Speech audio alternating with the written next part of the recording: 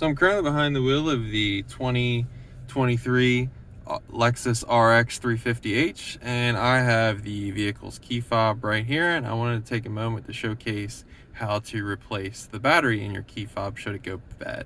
So first, grab your Lexus key fob right here. Locate the side to the left of the buttons on the side where it says push. What you're going to do is, like it says, push that in, and you're going to pull out where you have your keychain potentially connected. So push in and pull out, and what that's going to do is reveal this manual key. Now hold on to that manual key, because as you can see, it kind of has a special beveled edge, and it's like a key of its own for unlocking the two pieces of the clamshell of the key fob. So locate this spot right here in the middle. It's going to have a perfect fit. Slide your key in and twist up or down, your preference, and it's going to separate into two pieces.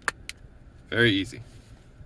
Now you can put your manual key fob piece to the side and kind of gently pull the two pieces apart. You may have this circuit board piece fall out. If you don't, I try to keep them in the two pieces, but that's going to reveal the battery inside. So as you can see, it's a Panasonic CR2032 battery.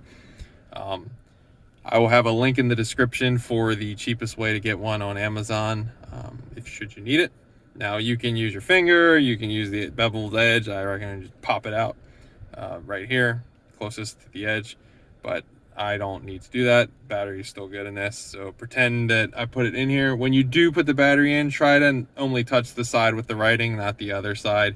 The oils from your fingers can diminish the battery life, and you'll be doing this a lot sooner than you wish.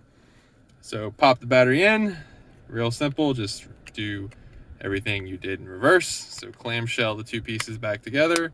I always joke and try to remind folks to be sure to stay away from that nice red button so you don't scare your neighbors or scare yourself.